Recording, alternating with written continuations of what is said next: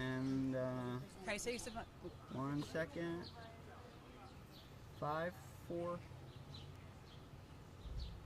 Hi, I'm Brittany, and I'm the founder of Grace Philly. We have a local outreach here in Kensington, Philadelphia, and we serve the... That's okay. Start again. It takes some time to get comfortable. Don't worry. When it gets super loud, we'll just pause for a second and restart, okay?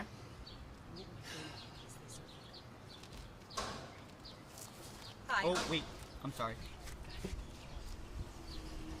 Hi, I'm Brittany Descala, and I'm the founder of Grace Philly. We're a local outreach here in Kensington, Philadelphia. We provide necessities to the unhoused friends here in this part of the city. What has it been like since you started this, and how did it all start for you? I have a long family history of substance use disorder and, oh geez, pause, cut. It's okay. I suck. It's okay. Remember, So this started for me 30 years ago. I've worked with a lot of doctors and literal geniuses that can probably speak 6 languages that can't do this. So it's not for everybody. That's why, you know. So I got it. Just speak freely, just like you and me were speaking back and forth. It's just you and me again. Right. It's just you and me. And I totally feel like forget sometimes this if is you here. mess up, just keep going because it gives you, you know, that's you. You know what I mean? Like, Okay. So I'm going to pick up from where this started. We're going to pick up. just start all over. Introduce yourself. Have them introduce themselves. That'll give you a pause and then take back off. Okay. All right. Sorry. You're okay. No reason to apologize. This is my job. Hi, my name is Brittany Descala, and I'm the founder of Grace Philly. And I'm here today with... hi, I'm Nick. Hi, I'm Julie. These are my amazing volunteers. We do have a 4th girl. Her name is Tammy. She couldn't join us this morning, but we run a outreach for the unhoused community here in Kensington. We provide basic necessities, food, water, basic hygiene supplies, clothing, and harm reduction supplies that we get donated to us through donators. How did it all start, and what made you want to do this and help the community? Okay, yeah, so this started about 30 years ago. I was 7 years old at the Thanksgiving Day parade down here in the city, and I remember walking to the parade from the train with my family, and I stopped and gave an unhoused man my blanket. My family called me to catch up with them, and I remember hysterically crying, thinking, how can we not do more for this poor unhoused man who's sleeping on the streets of Philadelphia? We're live here at McPherson Square Park. Yeah, so I never understood not doing more for these individuals who are struggling. Fast forward 30 years, my life has been sculpted by substance use disorder from immediate family members, relationships, childhood friends, and I always just felt a sense of compassion towards these folks that are struggling. I've had so many signs over the past year to just dedicate my life to this, so I decided to give my 2 weeks notice back in November, and we've been here every week since.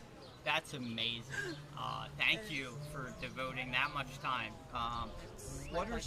What are some hardships, and I experienced them today seeing, you know, the police interact with people here at the park. What are some hardships that you faced from the community leaders in this area when trying to help? So we face a lot of setbacks from the local police. We're often chased off the corners and the blocks where we're distributing cold waters in the summertime, hot chocolate in the wintertime. We feed over 150 people on Tuesdays, and we're often have a group of police officers standing just watching us walking by. Waiting for us to leave. Yeah. Why do you think that is? Why do you think they don't just give a lending hand and start helping hand stuff out? Because they don't understand why people end up here. They don't understand that, you know, adverse childhood traumatic events happen, and that's not a choice. So they end up here because they're self-medicating, because they probably feel a sense of normalcy, and I froze. It's okay. It happens. Yes. So, I don't think that people understand. Sorry. You're okay. I don't think people understand that no one chooses to be down here, living on the street, you know, getting infections, getting sick, needing these okay, needing to, you know, have their own, pause, messed up. Okay. Okay. Okay, I got it. Feel free to start over. Okay, so I think a lot of people don't realize that no one chooses to be down here. No one chooses to live on the street like this. No one chooses. No one chooses to be sick, dirty,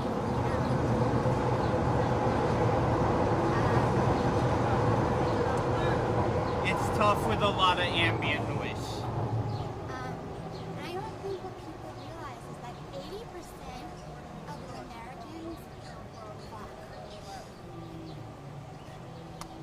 It's okay. You're okay. Okay. I'm gonna go back to 80 because I don't want to say Americans because right now with everything going on. It's so hard, right? It's like, what can you say? What can't you say? What? So I don't think people realize 80% of people in this country have gone through some traumatic event. If not one, many. Many people have gone through multiple traumatic events in their life. And me, Brittany, and Nick, you know, there's two ways to deal with it. PTG, post-traumatic growth, or there's also the other way to deal with it. Self-medicating. Self-medicating, you know, just being in survival mode. And there's a lot of people who don't understand that many of these people were born into this. They never had a choice. They never had an option. They didn't say, you know, hey, I want to grow up and be down here like this. You know, they had ACEs, adverse childhood experiences. And It becomes generational trauma. yes, trauma. And it can be from, you know, physical trauma, sexual trauma, emotional trauma, or household traumas. You know, seeing family members incarcerated, or divorce even, just household traumas like that. And the only way that these people know or, you know, learn how to deal with these experiences is by self-medicating. And the self-medicating is basically this. And it is sad because the CDC suggests that the prevalence of ACEs in this society makes more people come down, you know, self-medicate. At risk for homelessness, Yes. substance abuse disorder, repeated abuse, repeated trauma. So they end up in this cycle. I think it's really important to note, though, how we're treated down here. Yes. And that's my biggest awareness. That's my biggest thing that I want to spread, bring awareness to. We are treated so kind by the folks that we serve down here. I pull up and my friends come over and they unload my car. They help me set up our tables. Sorry. You know, they sit in my car in the winter for a warming center, and they're given a chance to do good. Once you do good, then you feel good. Once you feel good, then you be good. You are good.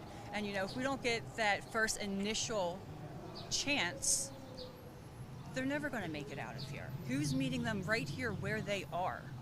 Right where they are, saying, here's a sandwich, here's a 50-cent pack of crackers. It's not much.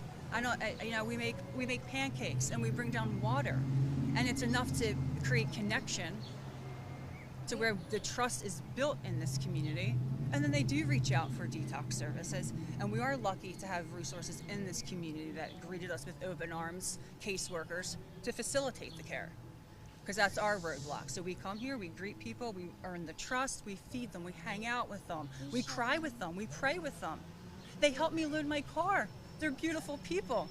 They need a chance to be. The thing is, we don't reach out with any other motives but to just show compassion, just genuine kindness. And we're treated by the people on the streets better than the police. So beautifully.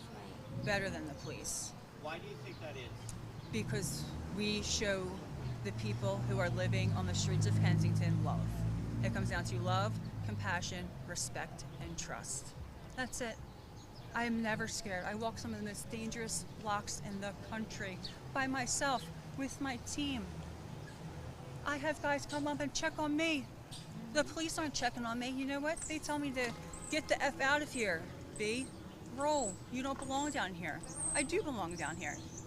They don't know my childhood. They don't know why I'm here. The same way, you can't judge. You don't know my history, right? So it's really, it's very nice to see the people down here are absolutely beautiful, and they deserve kindness, and no one deserves to be hungry or cold or unmedicated mental illness. I'm rambling. Sorry. It's okay. What has been the most memorable moment while you did your outreach here? Something, an interaction with you and somebody you were helping, an interaction between you and your team, something you witnessed that you had no part of? What has been something over since September that you've been down here that you've witnessed that's kind of stuck in your mind week after week? The way the community is treated. It's pretty divided. You have outreach and nonprofits down here who are here to serve people, and then you have authority, and it's a battle. It's a straight divide, and it's, instead of us working together and creating some sense of unity between the two, there is a gap this big, and the pendulum swing. It's not a conundrum why Kensington is not getting better. Can I add to that? I feel like the police, the government in general, in trying to fix the problem is like hyper focused on the people trying to help or the addicts. They want to mess with us, but I've never, in using down here and in doing outreach, I've never seen the same energy put towards the dealers. They can stay on the corner all day, no one's moving them, but we have to move off the block. Or they're searching my friends who aren't even knotted out. They're just sitting here talking.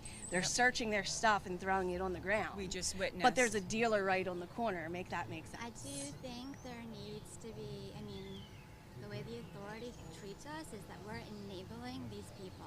We're the We problem. aren't. And we honestly believe that these people, this is secondary to primary trauma. Pain. People are down here because they're in pain.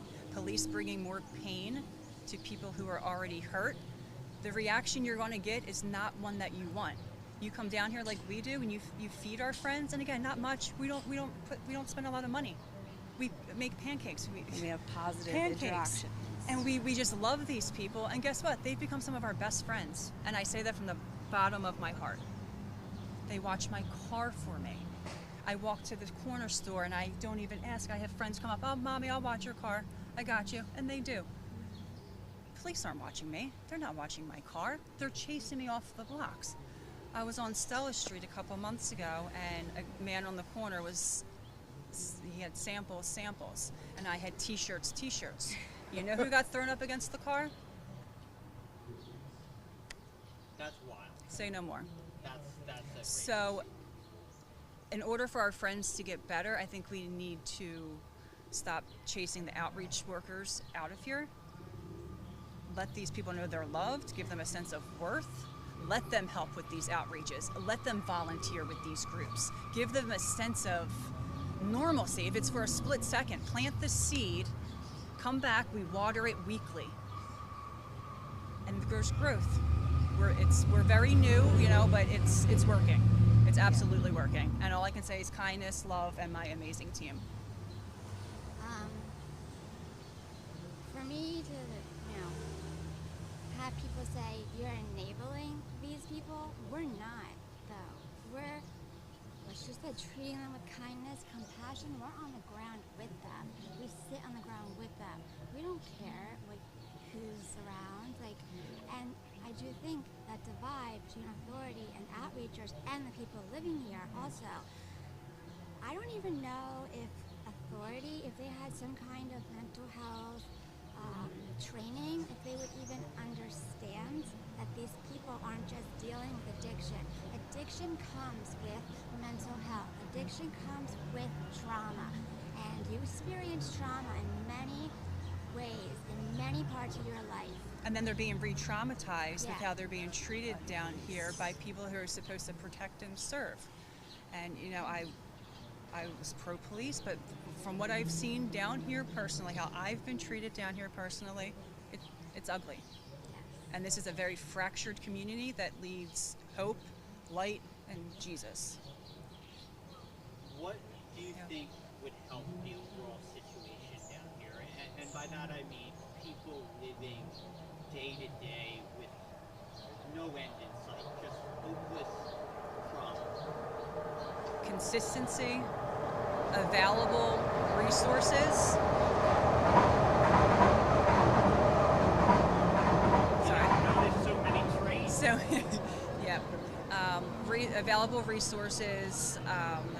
A lot of times people can't even get into rehab because they don't have an address. So I think there's too many loopholes when we're ignoring other important loopholes. Like if there's someone who wants to get better and wants to get off the streets, I don't think they should have to have a physical ID in hand to get picked up. I think there's too many roadblocks. It's almost like they're incentivized to stay down here. Like we send people to the moon. Why can't we? We can fix this problem if we want to. Is there any way somebody can either get involved with Grace Philly or help out, lend a hand, whether it be donations of clothes, food, drinks? Absolutely. How can they help? So we have a website. It's www.gracefillyinc.com, and we can be found on Facebook at Grace Philly, and Instagram is Grace Philly Inc. as well. Sorry about that. Anything else you'd like to say to the people? Anybody struggling? Anybody struggling, we're here for you. We're not going anywhere. If you, I messed up. Sorry. And we love you. Yeah, we love you. And We will advocate Yep. as much and as hard as can. We won't give up on you. We won't, see you on the corner one day, advocate, and then the next day see you back on the corner and be like, oh, they're back on the corner. And you guys are So, welcome to join our team. Yeah. Yep. Thank you very much for sitting down with us. We appreciate your time. Thank you so much for Thank reaching you. out. Thank you so much.